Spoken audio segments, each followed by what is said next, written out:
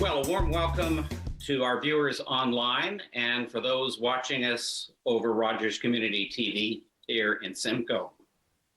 The name of this program is Straight Talk, a public affairs show sponsored by the Midland Cultural Center in Midland. And we're coming to you via Zoom technology with the production support of Rogers TV. My name is Doug Maund and I'm the moderator of Straight Talk. Our topic today is the food we eat, which is a topic near and dear to the hearts of all of us. It certainly is dear to me. Food sustains us as humans in our day-to-day life and is at the heart of our lives as families. Not only is food required nutrition for life, but it's symbolic. Most of the good memories we have relate to food. I think of family gatherings. But this past year, the pandemic has created a new and urgent focus on Canada's food security and supply. Now, since the last war, I think it's fair to say that Canada has largely become an urban country. While many of us have had rural roots or from farming stock originally, for most of us, that's generations in the past. So most of us today have little idea where our food even comes from and the challenges faced by agriculture and the food industry. We're very pleased to have with us today a panel who have spent their lives in agriculture and food production. You'll be very surprised, maybe surprised, by what they have to say. And you may learn that some of our basic assumptions about farming and the food supply are nothing more than perhaps outdated myths. So I'm really looking forward to hearing from them and to find out what their take is on these issues. Can Canadian farmers feed our growing population here in Canada? Or will we come to depend more on foreign supply? What lessons do we take from the pandemic about that? And what is the role and the future of the traditional family farm? What challenges do modern farmers face and local farmers? And how safe is the food we eat? That's one of many questions that we hope to get to tonight. And there's a lot to talk about. It's my pleasure to introduce our guest panel.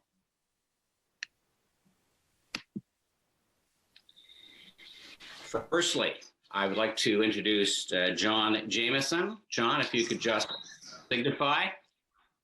There you are. Thanks, John. John is a professional agrologist who has worked in agriculture for over 20 years. He's worked in government. He served as the executive director of the PEI Federation of Agriculture and is currently president and CEO of the Canadian Centre for Food Integrity,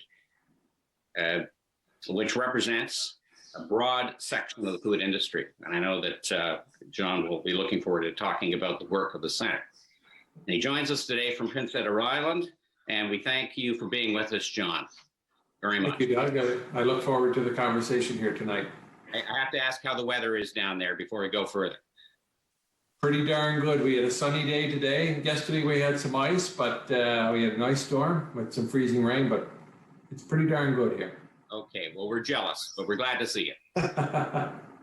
Next guest I'd like to introduce is Paul Maurice. Paul lives and farms with his family in Tiny Township and comes from generations of farmers. He served 18 years as the Secretary Treasurer of the Simcoe County Milk Committee and was also on the Land Stewardship Council.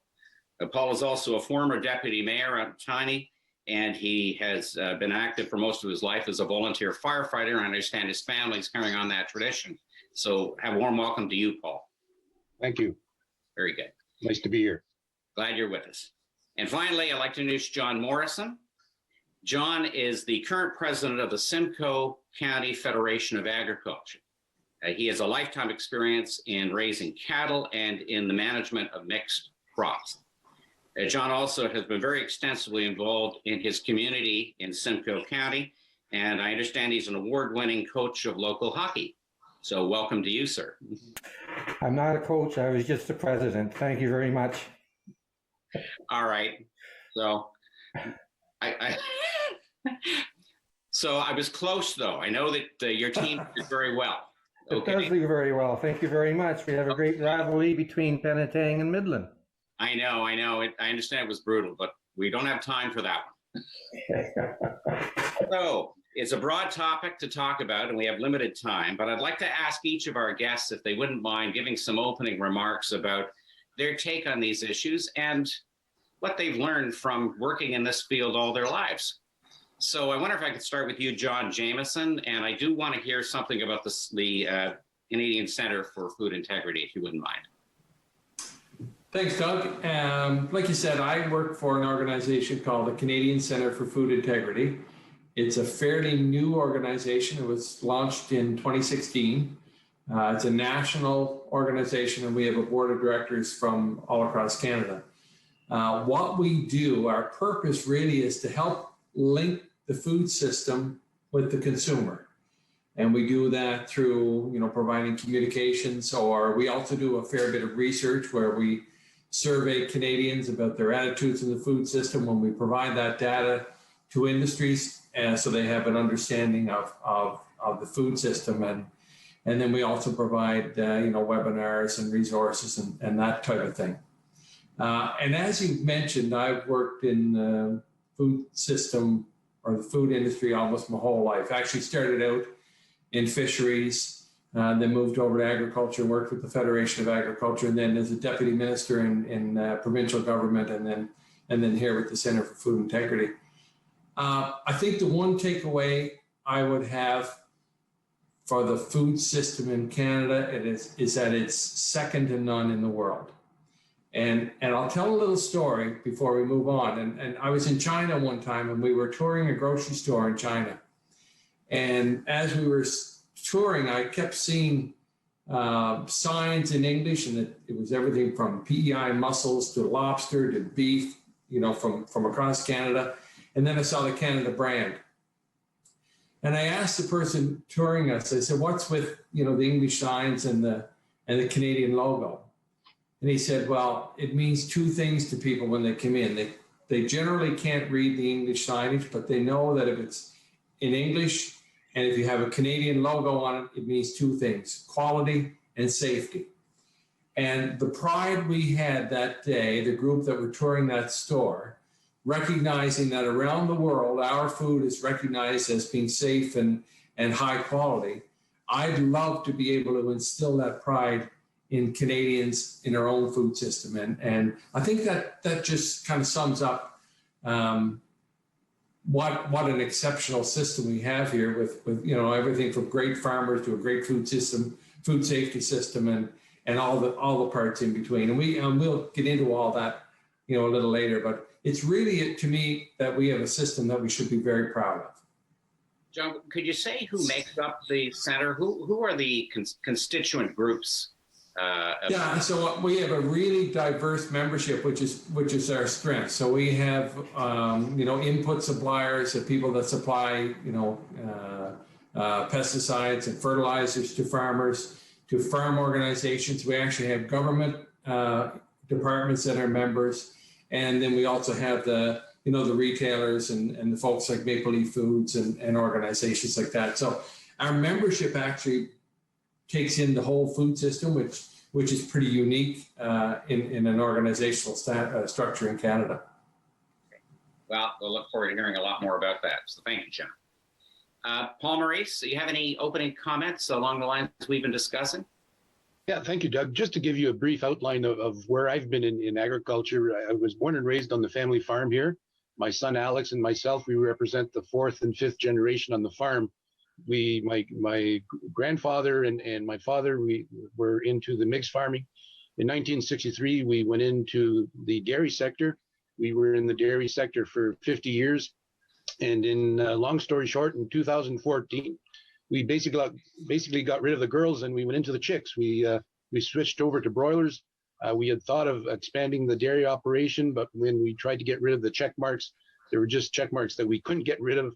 And so we decided to switch over to broilers, and very happy of the move. And we cash crop of just under 1,000 acres.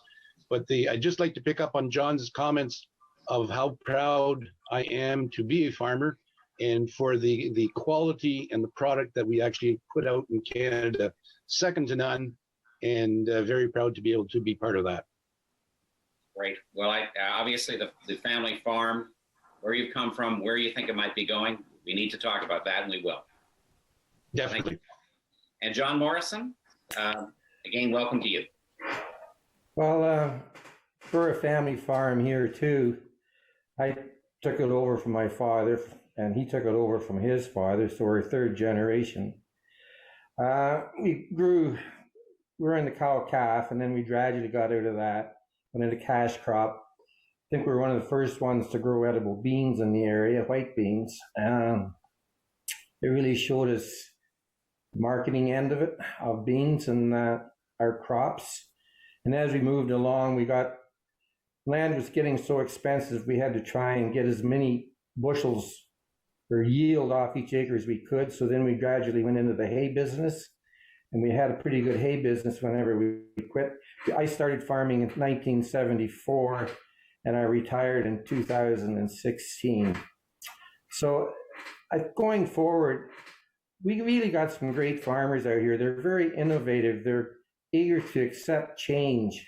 And I think that's a big plus for agriculture in not only Ontario, but Canada. And we are an export nation. We export a lot of grains and beef. So I think it looks rosy, but there is some obstacles we have to overcome.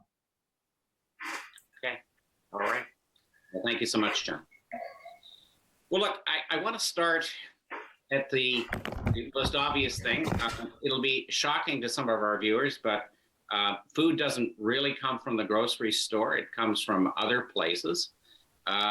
Where does most of the food that the average consumer will go into the grocery store and see come from? Does it come from the traditional family farm that's the product of myth? Or is there more factory farming, mass production type of vignettes that is part of that production? So let's talk about that myth. Where does the food come from, gentlemen? In any order that you want to talk. I'll start off. Factory farms, I have trouble calling factory farms. In fact, family farms now are just like factory farms, if you like. What we take is a raw material and we turn it into something that can be sold in a grocery store. So I think that factory farms, it's kind of a myth. Like, we got to be really efficient in order to survive in this business. And that's what we do well at. I think it's important, Doug, to realize, for the consumer to realize that even though we are sometimes classified as corporate or factory farms, 98% of the farms in Canada are family farms. They are family run, and we might have a corporate name behind us, but that has to do with risk management, has to do with financial structure and for succession purposes. But we are family farms. So the myth out there that there's large corporate farms in Canada is extremely, extremely low. Is that unique to Canada? Sometimes you talk about this and they refer to mass farming, say in the Midwest, the United States of America. I don't know about their experience, but is that distinct to Canada, that there's still these farms are mainly in Canadian family hands that are run? I don't have the figures in front of me to be able to support that, but I know of some corporate entities in the States, but there are a lot of family farms in the States also. Okay. Yeah, I'd agree with what Paul is saying, primarily around the world, in Europe and the US, the vast majority of farms, maybe not to the level that we see here in Canada, but are certainly family operated, family managed farms. And again, when we look at Canada, that we have an extremely high number, 98% of Canadian farms are family owned. So, and I'd just like to pick up on what John and Paul both said, that, the term factory farm is, to me, it's a very derogatory term and one that I don't really like. And, we should embrace the fact that farmers are using technology. And I think when you use the term family farm or factory farm, it almost people want to harken back to a simpler time. But But the technologies that our farmers are using today, our family farmers are using, allow for better production from a smaller piece of land. They allow for better animal welfare. They allow for better food safety. So using those technologies in modern production is what allows us to be able to feed Canadians and people around the world. And we are an export country as well as we feed ourselves. But having that technology and the ability to use it really makes a difference in us being able to supply a quality product to Canadians. I was talking to one of you about a friend of mine when I first came to Dufferin, Canada in the early 70s, Dan Needles. And he wrote the Winfield Farm story about a stockbroker who came to Dufferin, and he wanted to do it all by the old ways. He had a horse and he had a plow. And of course, all the modern farmers came in and had to rescue him all the time. It was quite hilarious. And it sold out the Federation every single year when Dan brought the show through. So that leads to modern farming methods. What's the reality of a modern farm operation today, and how's that evolved over your lifetimes? In my career, in my lifetime of farming, I've seen some major changes. And as John Morrison had mentioned at the beginning, we're a very innovative group, and we are prepared to accept changes for the better. And when I look at some of the technology that we're using back in the 70s and compared to what we're using now, I think we've done a complete revolution. And a lot of what we are doing is for the betterment of the food production, the quality that we are producing. It is best for the environment. It's best for the care of our animals, our land. I am very proud to represent a group of farmers that are the stewards of the land, air, and water. You have to realize that we work on our farms and we raise our families on our farms. So at the end of the day, what we put out, we are consumers and we eat the same food. So I take very high pride in being able to do that. And but the technology and the tools, and that's something very important that we should maybe stress a little bit, is that we need those tools to be able to face the challenges that we have that we're looking at. We have to increase our production by 60% by 2050 in order to meet the demands of the world. And if we don't have those tools available to us, it makes our job extremely hard. Anybody else have a comment in that area? I can remember one of the first things, I was at a meeting one time in Guelph, and we had a presenter from Illinois, and he was saying, what was the biggest change in farming? And everybody was kind of scratching their heads, and he was saying, putting cabs on tractors. I was going back into we had that meeting around 2000 sometime. But just see the amount of technology that's presented since then till now. Like, we got tractors now that pretty much drive themselves. Like, you put in your point A and B and it goes a straight line. And we need that technology. We also need a lot of research to keep up to date on everything, on our crops, on our crop protection stuff that we use.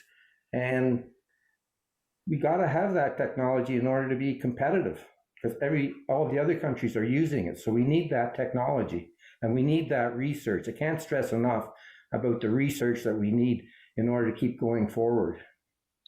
John Jameson, all these changes with the modern technology sound horrendously expensive.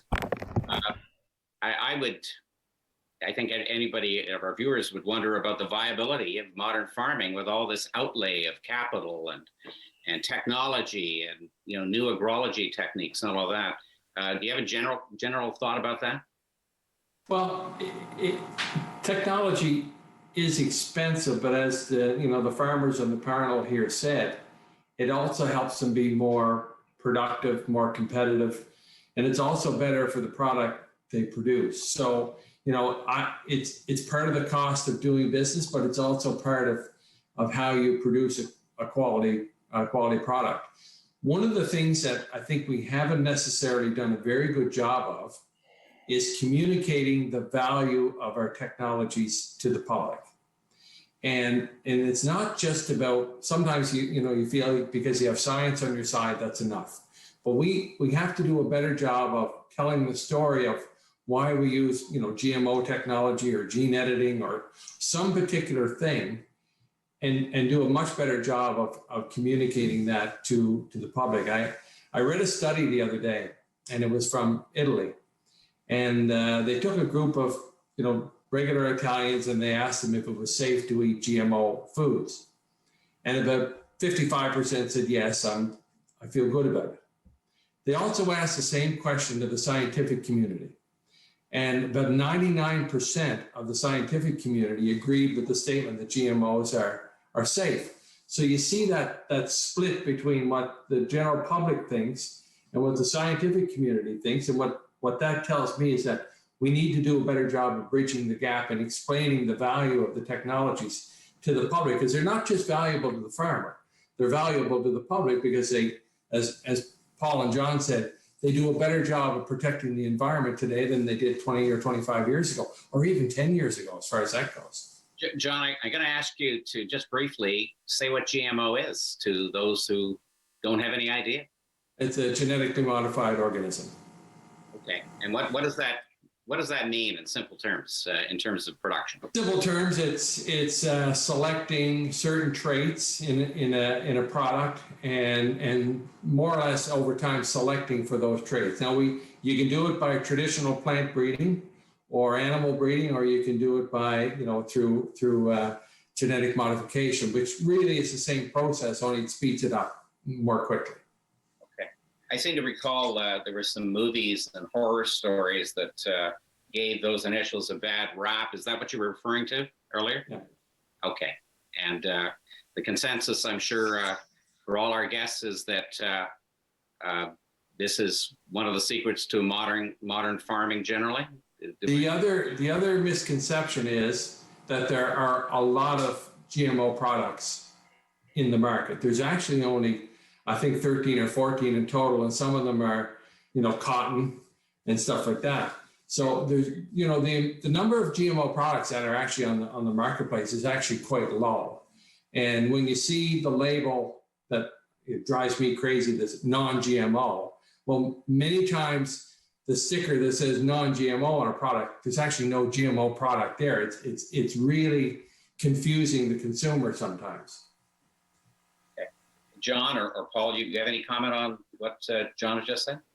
Just picking up on what John has mentioned, when it comes to qualifying whether a non-GMO or an organic product is better than the other, there is no real difference at the end of the day. And we as consumers should consider ourselves very lucky that we have the opportunity and the choice to be able to go to the grocery store and buy whatever you want. There's a multitude of products out there, and we should count ourselves extremely lucky to have that opportunity. But I'm the same way as John. I get so upset at seeing some advertises, and there's one on bread, and they say non-GMO product. There is no GMO wheat. So it's a marketing scheme. Well, I mean, that raises the question of what does organic really mean from your perspectives? I mean, I've been doing the shopping since the pandemic for the most part, which is a pathetic learning experience on my part. It's more failure than anything. But I go out there and I see organic. I'm thinking, well, that must be good because organic sounds good. What does it really mean to you, gentlemen? The term organic in terms of quality. For me, it means a different technology that they are using to produce that product, and I have no qualms with that whatsoever. If there's a producer that wants to be able to work with that and produce that product, and there's a consumer out there that wants to buy it, I have no problem with that whatsoever. It's like I said a while ago, let's count ourselves lucky that we have the opportunity and the choice to be able to do that. Okay. I think too, being organic, you have to, after so many years without using any fertilizers or pesticides or herbicides, I forget the timeline, is it 5 years? I believe, I'm not sure. of not using any of those products in order to be qualified as organic, and then you have to use organic material in order to control your weeds, either cultivation or some other means, and the same with herbicides, then organic, if somebody wants to grow organic and buy organic, by all means, go ahead. But there's no difference in nutritional value of the food that's being produced. I'm sure of that. Thank you. One of the things consumers get confused about with organic is that there's no inputs, no pesticides or for fertility, that type of thing. There actually is products that are naturally based that are allowed to be used by organic producers. So like Paul and John said, it's a mode of production. It's a way of producing a food, but at the end of the day, the nutritional value of an organic apple is the same as the nutritional value of a conventional apple. John, Something that's. I'm sorry, go ahead. Sorry, Doug, something that should be said also. If we were to produce all organic foods, it would take 40% more acres to be able to produce the same amount that we do under what I'll classify conventional farming. So if we're talking on saving the environment, there's a balance that we have to work with. I see. John Jameson, I want to direct a question to you about the retail chain. That's part of one. You represent the groups, some of the retailers, the distributors, and that's changed mammothly since I was a kid, and I just wonder how that has impacted on the producers that you also represent. Well, it's certainly changed, and when you think of a food retailer today, like a modern grocery store, what you see in most stores is a minimum of 50,000 products. And that's the big change that you've seen over the years, that certainly wasn't what it was. So what we see now when the consumer goes into a store and they have all this choice, and they can choose whether they want organic or conventional, or they want to have beef or pork or whatever. And that impacts on the producer in the fact that because of all this choice that we have in Canada, then we need to be able to make those choices. And then the other piece is, there's different sustainability initiatives that farmers have to meet. There's record keeping. There's all those pieces that come with all that choice that is available in the grocery store today, and also the fact that years ago people used to eat what they call seasonally. They'd eat what's available to them, but now we'll have grapes in the wintertime and access to products year round. So it's changed what the consumer wants, and then the farmer himself, it trickles down, and they have to produce to meet that demand. Okay. I mentioned food security earlier, and I'm not sure many people have an idea of what that means, and is it an issue as far as Canada's overall production to feed Canadians is concerned? I'll jump into that one. I think food security, we are fairly lucky here in Canada, but with COVID, it sure has brought some challenges. Yeah. One of the things that probably a lot of us don't realize is that we bring in 60,000 immigrant workers to fill some jobs, to be able to put the crop in and to take care of it and to harvest it. And this past spring, I know of one asparagus farmer that had 400 acres, and he was not able to get his immigrant workers to come up. He advertised to have people come and help harvest the asparagus, and he had 2 applications. And the 2 guys showed up the first day, and halfway through the day, the one guy said, my back is hurting too much. I can't do this. He left. The second guy came back the second morning and said, this is too hard, and I quit. Well, if you have 400 acres of asparagus that needs to be harvested, and you don't have the workers there to be able to harvest it, that is extremely stressful. And so insofar as being able to produce, we're there. But we need the workforce to go along with us. I think when it comes to food security, also in what we've seen with COVID, is the shutdowns of the plants because of the COVID infection that has affected processing, and that's where I see a big stumbling block. And through COVID, even though it has been a royal pain, I'm anticipating that we are going to have some very good discussions on bringing back the necessities to Canada and Ontario insofar as processing and being able to manufacture more of our stuff and be more self-dependent. So the good stuff to come. Yeah, if I could jump in here too, like it really shows the processing capacity that we have here in Ontario to process our foods. Like if there's one meat packing plant, if it tests COVID, it shuts down and it backs up the whole cattle chain right back to the cow-calf operator. What does he do with his cattle? He still has to feed them. But the food's still there. We just don't have the capacity to put it through the processors. And one big thing was too, more people were baking at home. Oh, we had lots of eggs, but we didn't have cartons to put them in, because whenever you go to a restaurant, they go like in big cartons. They don't go in little cartons. And same with your milk. Those Tim Hortons are little packages. They don't come in quarts. And it was the packaging, I think, that kind of slowed everything down. But once they got that up and stream, everything was going good, I believe. But that was the biggest thing. I think it was the packaging and then the processing end of it. Well, somebody said we're an exporting nation. John Jameson said that with pride. Well, where's the balance, John? John, I'm directing this to John Jameson, in terms of exports versus imports and our security, in the sense that, we've been shut down. We've been isolated from the world, and we need to look after ourselves. So what should our viewers know about that, do you think?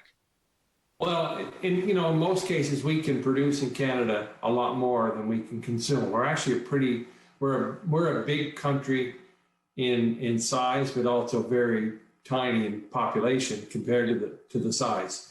So, I think we actually, we're the fifth largest exporter in the world. But we also need to make sure, there's a couple of things that I think we need to think about is, again, how do we protect and build on processing capacity within Canada, but also how do we make sure that we protect our good farmland to make sure that it remains in production. So as we go forward, I think we have a pretty good balance of what we can produce here. And I also think, when Paul said earlier, we need to produce 60% more food by 2015 just to meet the needs of a growing population. I think because of the attributes Canada has, we actually have a bit of a moral responsibility to help feed the world.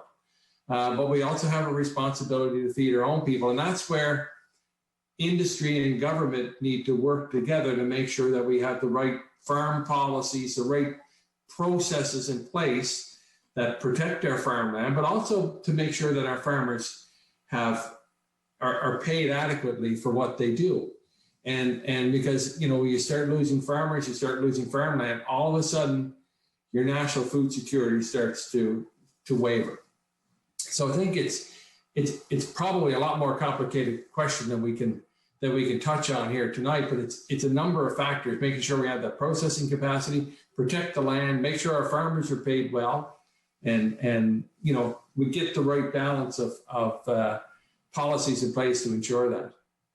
Well, certainly an issue in Southern Ontario. I mean, for any of us growing up, I remember a time when in Niagara, as far as your eye could see, there were fruit lands. And what's happening. The GTA sprawl is everywhere. And that is a huge problem for the policymakers. It's hard to imagine, but and this I think is back to a 2016 figure, but we are actually losing 175 acres a day in Ontario to rural or urban development. No. And that just boggles my mind when I think of it, but it's something that we need to address and fix, because once we lose that acre of farmland, we can't build it back. we've lost it. I could just jump in here too. We're losing that land, but we're also gaining land through field drainage, tile drainage. Yep. It's really increased our productivity. And I get back to research because of new varieties of corn, soybeans, even cereals, how much they produce now than they did 20 years ago. Mm-hmm. And we need that research to keep going forward. And farmers are a lot more efficient now than what they used to be. Like we're trying to make bigger fields and we're trying to leave windbreaks. So yeah, we're losing land, but we're gaining a lot of land also through tile drainage. Whenever I used to drive out to Shelburne, west of Shelburne, I used to think that was a desolate drive, but now there's all kinds of farms out there and they're really doing well. So I know a lot of those guys down there. They were friends and clients of mine, and they all went to OAC or the Guelph University, and they got into potatoes in a big way. And my word, they did well. But that happened in the mid 70s, and a real success story. Yeah. So like just our technology has brought that all on stream. So yeah, we're losing land, but then again, we're gaining land too. Gaining production, I guess I should say. Okay. Can I ask, we hear a lot about the local, eat local, the 100-mile diet. What is that? And is that a real thing? I told you I'd pitch it low because I'm not well informed. That's why we're doing this show.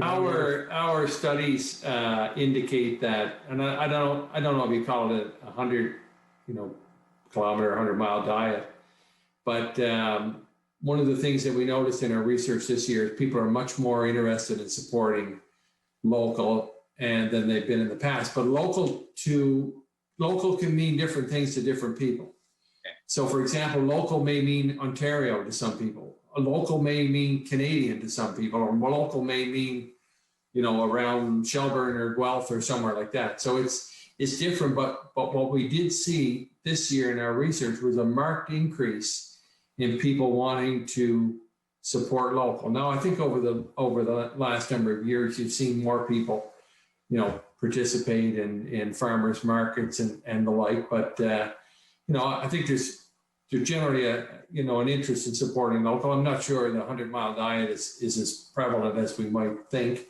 And, John or Paul may know more about this than I do. Yeah, I agree with John's comments. There's a demand. There's been a major increase with the farmer and the consumer for that direct relationship this year with COVID. I was on a couple of meetings with local farmers that are more into the market gardening and maybe a smaller scale, and they just can't keep up with production right now, which is excellent for them. But but I do have to agree with John. Like when I hear the 100-mile local, to me, if it's been produced in Ontario and in Canada, it might be a large area, but that's still local to me. You all were amused by my reference to that. I think that tells me that you think it's kind of trendy. And it's one of these concepts that gets bandied around, but it isn't real.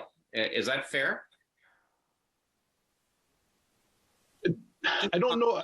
I don't know if I'd call it a trend, but yeah. It's an opportunity for the farmer and the consumer to be able to take advantage of that product, and if that suits their need, so be it. And just goes back to what I had said a while ago. Count yourself lucky that we have those choices available to us.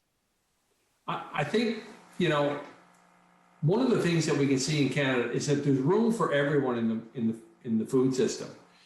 As Paul talked about, there's room for the small market gardener that's selling direct to the public, but there's also room for the larger farm to produce on a bigger scale. The thing that we're so fortunate for here in Ontario and in Canada, and PEI where I am right now, is that there's room for everyone in our food system.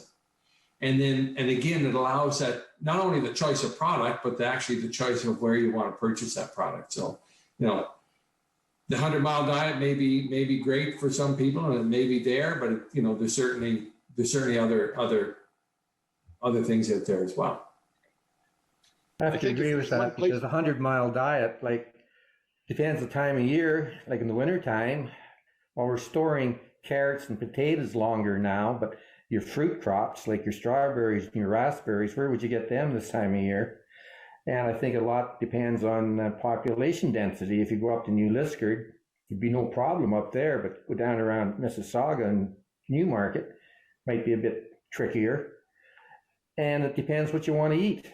Like potatoes and meat, you probably do well, but if you want some of the fruits, you could run into trouble. Oh, my great-grandmother dealt with that by canning everything in sight, John. Pardon me? That's how we got through the winter. Everything was canned or put in mason jars. Okay. But we remember. Can I talk a bit in the time we have left about affordability? There's been, you know, a lot of talk about that. I think that John Jameson, you gave me the statistic that it's 9%, I think, of household income is the average last year, cost of food and supplies. Average person might remember back on what it cost a loaf of bread in the 1950s and say, my word, I can't believe I'm paying that. What about affordability? What's the straight thought that you gentlemen would have about what people pay for their food in this country? Not to be provocative, but it's a good question. I'll start with just a comment. And so when we did our survey this year, we surveyed about 3,000 Canadians from across Canada. And when you get into that size of a survey, you have a confidence level of about plus or minus 2% of your results. So it's quite accurate. We gave them a list of 20 to 25 issues and asked them to rate them from 1 to 20. The number one issue that Canadians identified as a concern for themselves was food affordability. And so food affordability is top of mind. Now, as I mentioned, we actually have, on average, the second lowest food costs in the world. Compared, you know, the US is the lowest as a percentage of income. Canada is second. But, you know, but by and large, Canadians still are worried about food affordability, even though, you know, it's a percentage of income for most of us, it is still pretty affordable. So I'll just, you know, put that out there and to start with anyway. Paul, you want to get in here, I think. Years ago, when I was in 4-H, we were shown a film from a U.S. senator, and the title of the film was "The Price of Food Compared to What?"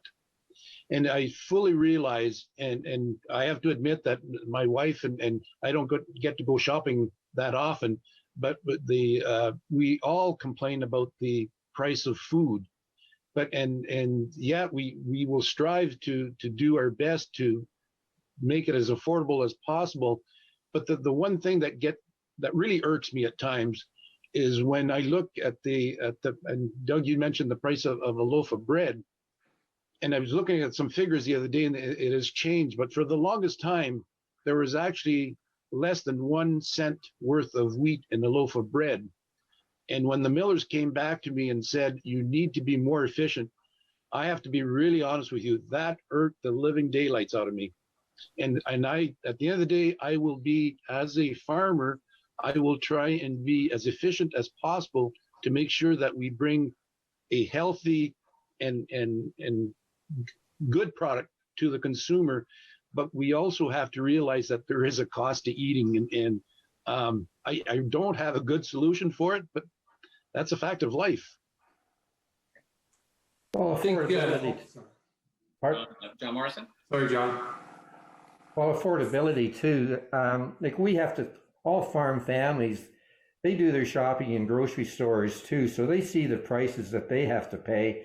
And then they go home and see what they're getting for their crop. They kind of have to scratch their head and like, why is such a big difference? Like, what is it, 42, 43 loaves of bread and a bushel of wheat? And how many liters are there in a bushel of corn, like ethanol, like corn oil?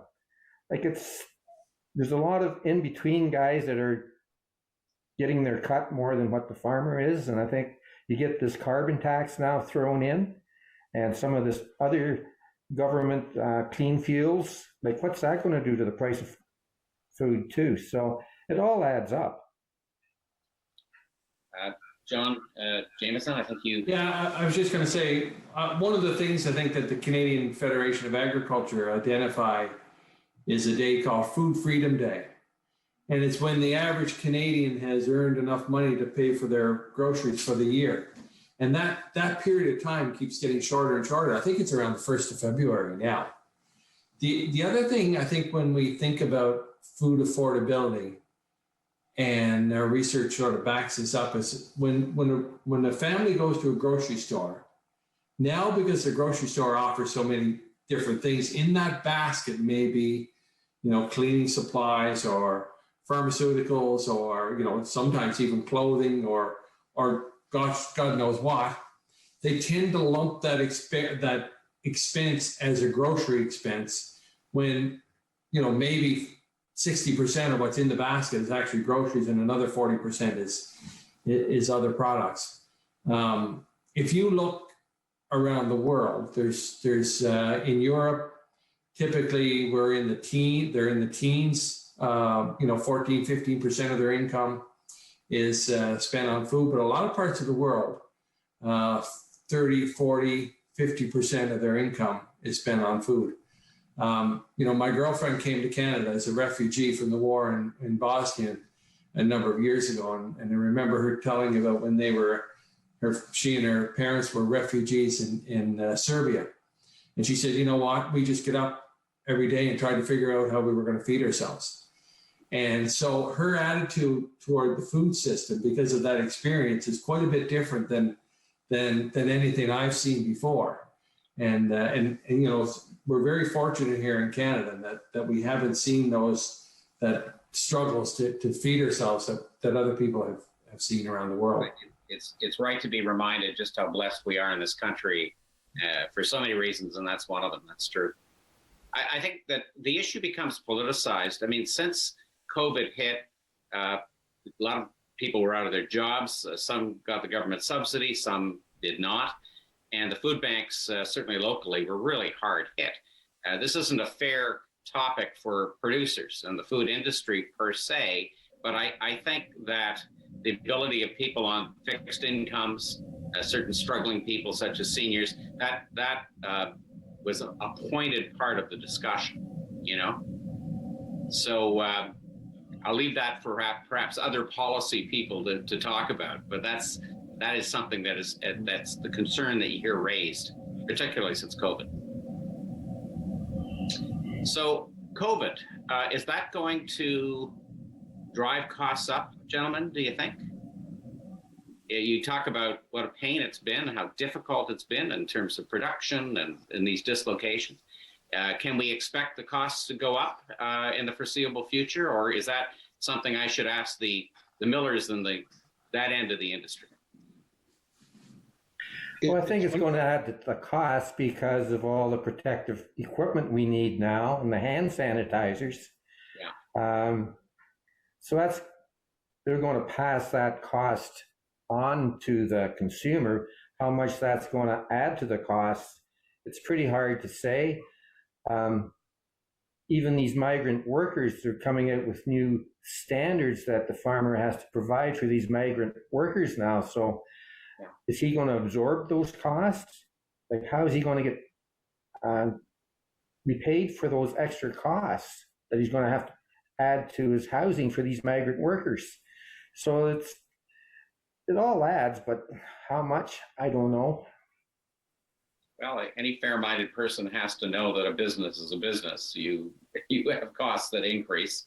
That has to change the bottom line. Charlie.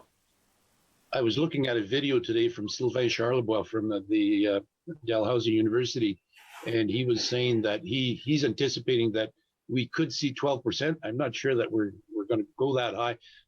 We are probably going to see a bit of a hike, as John just mentioned, because of the extra costs that have been associated but we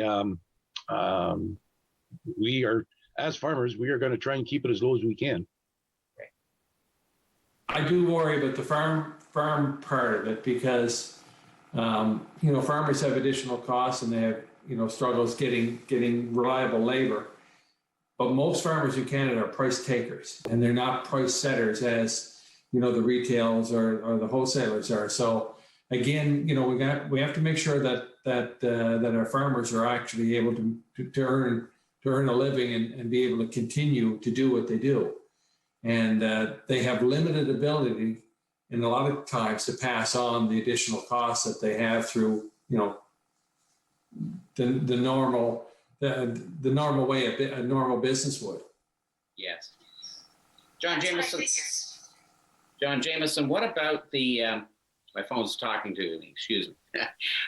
What about the carbon footprint, that issue? I mean, we're all part of this, and we all have our carbon footprint just to live our lives. This is relevant to all of us. But, in the agricultural industry gets singled out sometimes in terms of things that should be happening. And you had some comments you wanted to make about that, I think. Well, I think that, the agricultural industry in Canada is only about 12% of our total carbon footprint because we're a northern country. People burn fuel. People need to heat their homes. That's the biggest part of our footprint. What people tend to forget is the carbon sequestration that is involved in farming, and also in in the livestock industry. They get a bad rap too sometimes, but they're also extremely important in providing habitat through their grasslands or again, carbon sequestration. Soil health is extremely important, and the ability to apply manure when so it's just not a matter of a simple focusing on ag. The other thing is the sector for the last 20 years have really done a good job of reducing their carbon footprint, probably a lot better than someone like me that doesn't, just a consumer. And I've got a 400 horsepower truck out in the yard that I don't really need. So, we need to think about what we can do as an individual, and probably less finger pointing and more, when you're pointing a finger, you get a number of them pointing back at you, and that's what we need to think about. Okay. Anyone else? Just to pick up on John's points there, when you look at the introduction of new techniques that we've brought in, we most farms in Ontario and in Canada have a farm environmental plan that they've gone through. I know we've gone through about 4 sessions. We've introduced the 4R nutrient management plan. We are introducing our tillage systems have changed from plowing to minimum till to no till. We've introduced cover crops, so we're activating the soil with microbial action so that it's a living organism, so that we can actually, the carbon that we are sequestering into the ground is actually being activated and being used up. So yes, we are a contributor, but I think we're also doing our fair share on being able to minimize the impact. Okay. Gentlemen, in the time we have left, I want to talk about the future, where you see your life's work going. And you can talk about your own stories or your neighbors' stories. As I said to you earlier, my friends that were in farming in the 1980s were kind of a little bit discouraged about what was happening. But people I know now are optimistic. They see a future in the business. What are your thoughts? Go, John. You have to specify which John on this panel. John Morrison. I'm kind of optimistic about farming. You got to think where we're living too. We're living next to the GTA, and we're getting a lot of those residents coming up into our area, you well know. So I think maybe we might have to change maybe to more of a farm gate, maybe market, selling more stuff from our driveways and growing more in tents, maybe fruits and vegetables sort of deal that hit that market, but I still think there is room for the larger scale grain and oilseed farmer that's going to do all right too because of all the technology and the research that's being carried out. I can't stress enough about the research, as I said before, and we need better controls like the pest management regulatory agency. They have to have a clear mandate on their inspections and so forth. So I think, yeah, I'm optimistic about the farming. I think it's going to be all right. Well, do you encourage your children to carry on? I mean, our children do what they want. Of course. It's pretty hard to encourage them whenever they see the hours that you have to put in. Whenever they can go and get another job and they work their 8 hours and they go home and they don't have to think about it. When you're farming, it's a 24-hour, 7 days a week job, really. It never leaves, and it takes a special person to do that. Paul, what do you say about that? I think there's a lot of optimism in agriculture right now. There's a lot of possibilities out there. The one thing I'd like to mention, though, is that from I get the remark from the consumer a lot of time, and from my friends, I'm classified as a millionaire, and if I'm a millionaire and that's the life that it is, I'm not sure that I want to be part of it. And yeah, when you're driving down the roads and you see these farms and great big tractors and combines and looks like we are millionaires, I think it's important to know that in Canada, the farm debt is $106 billion. We are carrying $23 billion worth of agricultural debt in Ontario. So yeah, the farming industry is a high asset opportunity, I guess. And we as farmers are willing to put up with that, but I just want to make sure that the consumer understands that it's not all rosy. There's a lot of challenges that go with it, and for some odd reason we seem to enjoy that, but it's not all that easy at times. Well, on that note, I'm going to have to wrap this up, gentlemen. I told you the conversation would go quickly, and it has. But it's always a pleasure, and I really enjoyed this discussion. I'm entitled to 1 pun per program, so I'll say there's lots of food for thought in this discussion. And that's it. It's done. Anyway, thank you. My sincere thanks to all of you. It's such a pleasure hearing your thoughts and meeting you. John Jameson, Paul Maurice, and John Morrison, my neighbors. And thank you for joining us. My thanks as well to Rogers and our producer, Ron Clark, as well as the Midland Cultural Center and our research committee led by the inimitable Gordon McKay. On Straight Talk, our next topic for our viewers will be in April, and the topic then will be cybercrime, a keystroke away. So we'll hope that you will join us then. In the meantime, thank you for watching this show, and please stay safe. Thanks very much.